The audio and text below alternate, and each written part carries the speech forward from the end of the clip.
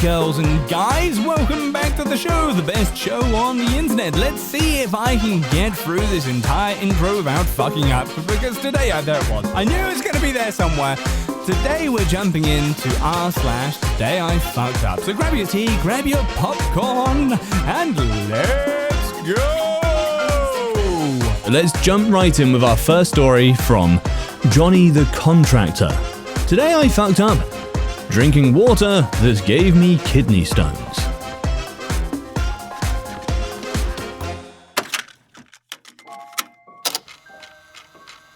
So I gave myself kidney stones drinking water. So I'm 35. I go on a health kick, trying to slim down my dad bod. I drink a lot of water because I do HVAC outside. Of late I've been drinking the high alkali water, pH 9 plus stuff. Smart water, 7 to 11 water, etc. Usually because I'm lazy and also because I lack ice and the space necessary to cart around a barrel of fun. 80s throwback. So I noticed some pain in my lower back on Sunday. I thought it was muscles. The whole new workout get fit thing. End of the day, I was in excruciating pain from my mid-back around to the front and all down my left side. Then the right side started hurting. I also noticed I hadn't been peeing much. Went to the docs on Monday. It's kidney stones. They assume it's calcium oxalate, the common type. Weird, I haven't been upping my calcium intake aside from a 1-a-day vitamin. Proceeded to drink 3 gallons of water and 2 gallons of limeade in a day.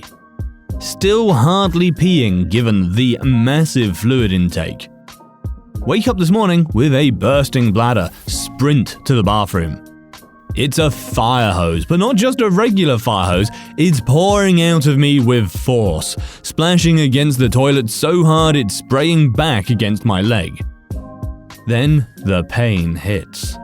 With emphasis. I regret my life choices. I feel the stream lessen, and what feels like gravel start tearing through my urethra.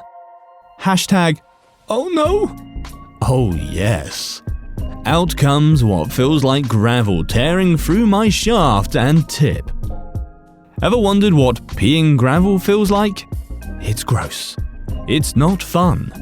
I try and catch them with a strainer. Success! Drop off to lab. But hey, my kidneys don't hurt and my back isn't in agony from just existing.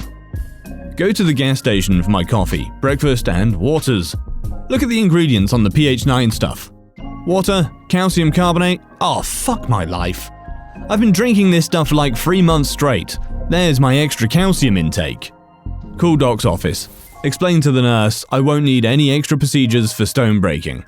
Explain what happened. She laughs, says it's good news and to stick to regular water. Dope. Drink water, they said.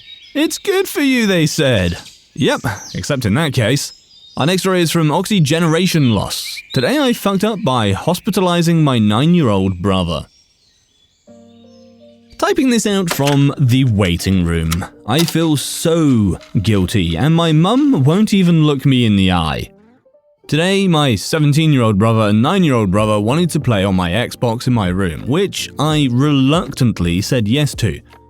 But since we moved in last week, my room, which is small anyway, is mostly full of boxes, so there really isn't much room to move at all.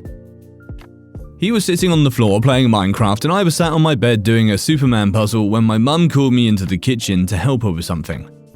This is when I fucked up. So, as I said, there isn't much space in my room, especially at the end of my bed where the TV is right next to my door. And as I tried to squeeze past to leave to go to my mum in the kitchen, I accidentally bumped into the TV stand and the worst thing possible happened. The TV fell onto my brother. He started screaming, and everything up till now was just one big blur. My mum came running in, shouting, asking what happened and calling for my dad, while I just stood there watching it all happen from outside my room. It was like I was frozen.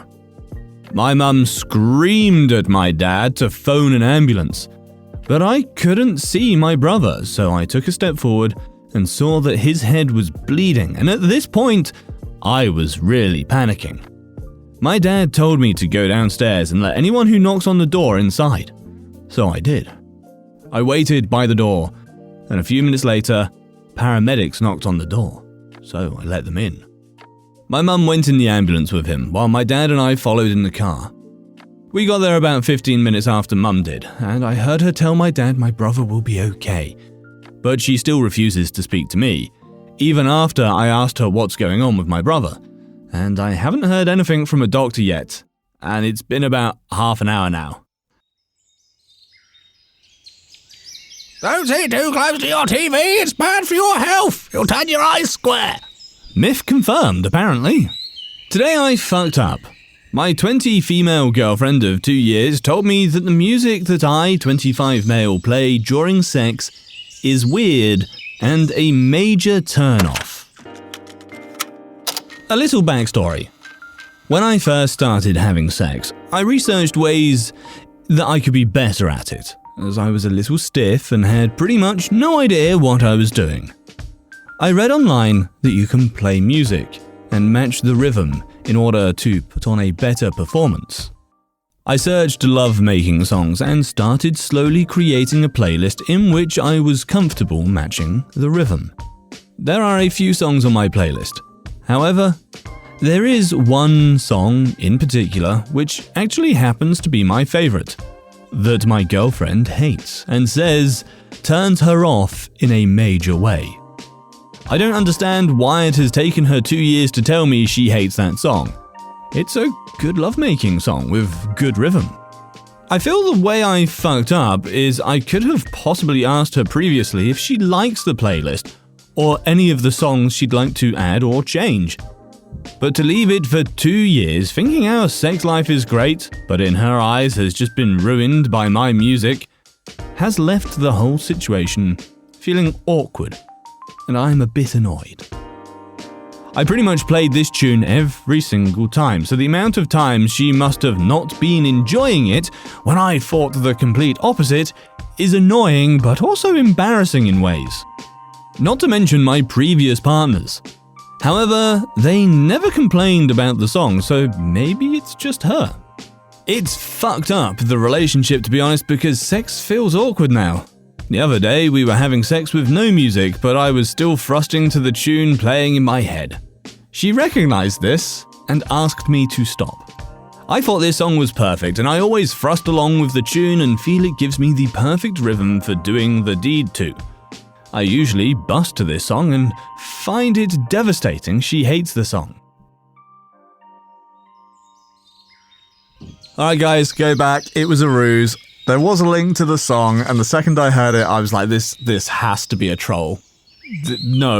No, this has to be a troll. And then I started reading the comments, and yes, it's a troll. If you're curious. If you want to see the link, jump on Discord. I'll drop a link to it there. Just at me, Kraken. Anyway, next story. So disappointed. Can't believe we fell for that. I blame you guys. Next story, Fuzzy106. Today I fucked up by overestimating how loud my new lawnmower is. I, 33 male, recently purchased a new lawnmower. The one I had for the last few years was pre-owned, 20 odd years old, and it was a beast that finally died early this summer. For a normal-sized, non-self-propelled mower, that sucker was loud, like I couldn't run it after 7 PM without causing a disturbance to my neighbors. Well, I found a good deal on a new one, and I sent my old one to the big garden shed in the sky. This last Saturday, I decided to take it out for a spin. I donned my suburban dad outfit, baseball cap and all, and tossed on my noise-cancelling headphones, turned my music on to shuffle, and got to work. And of course, like I do with any household task while listening to music, I started to sing. I figured, hey, loud-ass mower, who's gonna hear me? So for the next 60 minutes, I mowed and I sang. I was an adult contemporary powerhouse, singing everything from Michael Jackson to Post Malone to Little J-pop here and there to Whitney Houston. I don't care, I'm having fun, and who can hear me? Besides, I'm not a bad singer at all. I don't think. Not exactly going to tour anytime soon, but good enough that I think I could sing in some low-rent local cover band. Well, turns out that my two neighbours who live in the house directly behind and rear left of mine were having a little powwow, and their kids were out playing and they were just chilling on the lawn. I wasn't paying attention to them, at least not until I got 85% of the way done and I stopped for a water break. I pull off my headphones, grab a big swig of my water bottle, take a moment to stretch my back, and then I see them, 3 of my adult neighbours having lighters in the air, waving at me. I was puzzled at first, so I waved back politely. One of them said, "Great concert, Fuzzy One, when's your next show?" I was confused for a moment, but like the rising sun itself, the light of my humiliation crept across my mind. I wanted nothing more than to abandon the mower, run inside, grab my wife and kids, burn the house down, change my name, grow a moustache, and move us all to Mexico out of sheer embarrassment. But I held it together, goddammit, and said, probably a little louder and more high-pitched than I intended, you guys can hear me? They smiled and nodded. One of them laughed a bit. They were teasing me a bit, but not in a mean way. I said back, "Oh God, I'm so sorry." They told me it was fine, and it was fun watching me enjoy myself with the singing and little dance moves I was doing. I stared at a little rabbit den forming in my yard, secretly wishing I could just hang down there with the bunnies. I'm like, what the fuck? How can you hear anything over the lawnmower? I was singing, but certainly not loud enough to be heard past the lawnmower. Right? Welp. I turned the mower on, sans headphones, and sure enough, this thing was way more quiet by comparison. Like, I could do a medium shout over this thing and be heard clearly, whereas the old one I could scarcely shout at the top of my lungs at a short distance to be heard. I laughed it off with more courage than I actually had at the time and said, well, next show's gonna cost you. I don't give front row seats for free to just anyone. They laughed, I waved, and got back to work, swearing that the next time I work outside is going to be podcasts or nothing. I figured, okay, it's over, right? Embarrassing moments, maybe they'll make a few jokes about it over the next few months, but they'll forget about it, yeah? Boy, was I fucking wrong! I sat down to dinner on Saturday night to an alert from Facebook that someone had posted in the neighborhood group. Turns out my neighbors talked after the incident, and now they're inspired and want to do a neighborhood karaoke night, and they want me to join in and or MC. They called me the neighborhood DJ, and now either I have to do this again for a large crowd, or risk being seen as the neighborhood party pooper. We've got 50 plus houses in the neighborhood, and at time of writing at least 40 people have commented on this thread expressing interest. I've been trying very hard to stay on good terms with my neighbors for obvious reasons, and they're overall pretty decent folk, but man, I'm going to need to double up on my anxiety meds for this. Curse me and my magnificent singing voice. I concur, it's always safe to listen to a podcast as long as it's one of ours. You can listen to the RR show, or if you've run out of RR show, check out our other show, The Lantern Archives. Our next story is from a author 8. Today I fucked up by getting a job while being underage and lying to my family about it. Many years ago, I decided I wanted a job to earn my own money. There were, however, 2 problems. Firstly, my dad thought part-time jobs while in school were a distraction. Secondly, I was slightly underage, which made it illegal. Not one to be easily deterred, I set about the task anyway. I wrote a CV with an older date of birth, printed a few dozen copies, and with the deepest voice I could put on, I went about handing out my CV to shops I thought I could get a job without too much hassle.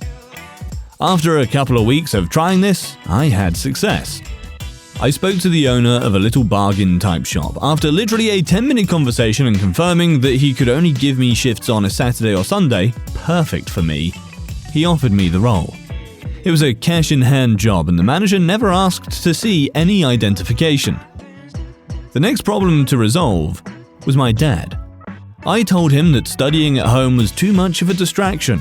I thought the irony was funny, and that I'd be able to concentrate better in the library.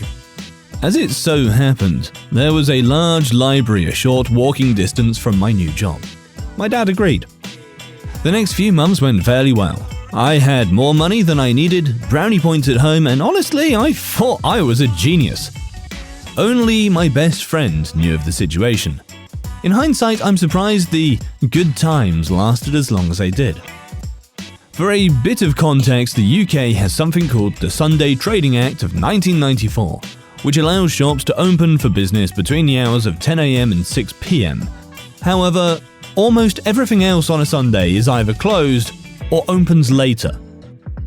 So when exam season came along and my older brother decided he too better get some serious study time in, he thought to follow my example and go to the library. I had left home at 9:30 a.m. He apparently left home around an hour later. Here is my fuck up. The library does not open until 1 p.m. on Sundays. When I got home, my dad and brother were waiting for me. As soon as I entered the living room, my dad asked, "Where have you been?" Alarm bells started ringing in my head. The tone was wrong. The way he was sitting was wrong.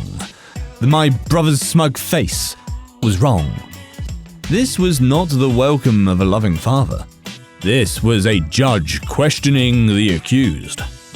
The outcome of this was going to determine if I ever breathed fresh air on a weekend again.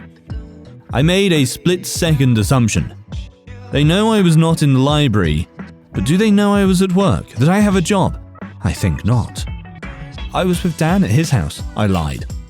My dad, I don't think, had actually heard my response and was already ready to blow into the speech that he had prepared.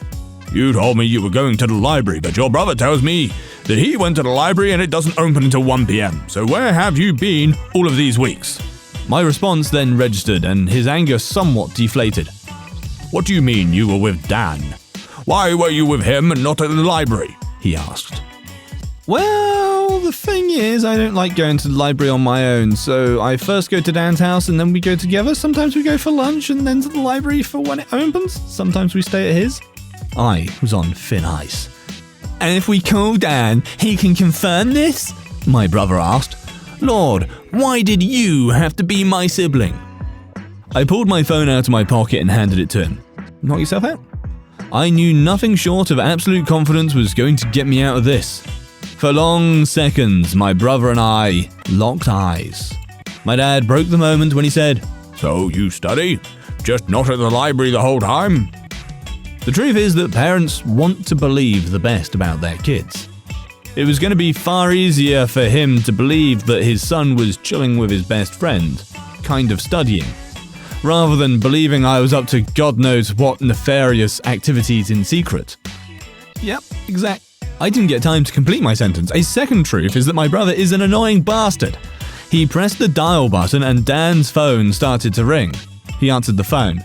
"Dan, hi, this is Adam's brother. I know this is going to be a bit odd, but were you with Adam today?" It took Dan a long while to respond. "Yes, I was." Dan is a legend. "And what did you do?" "We went to the library. Need to get some revision in before the exams." "Right, and what time did you get there?"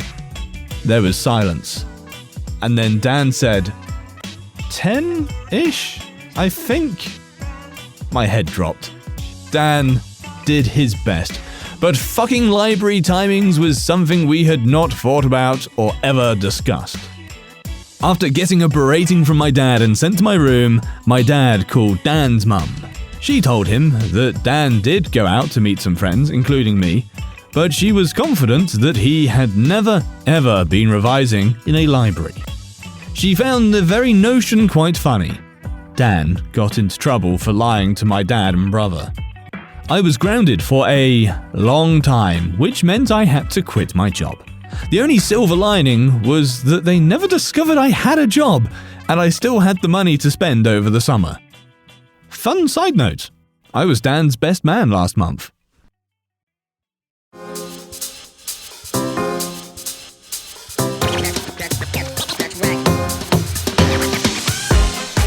I mean, bro, you probably should have just told your dad. He probably would have been fairly proud. Wait, you what? You've been skiving off to work a job? Or am I mixing up dads with Ron Swanson? Who knows? Anyway, that is it for this episode, guys. Thank you so much for listening. I hope you're enjoying the new format, a little bit more chilled. If you don't, jump on Discord, let us know what you think. You know, jump on Discord anyway. Say hi. Anyway, that is it. That's it for this episode. Peace out, guys. I'll see you in the next one.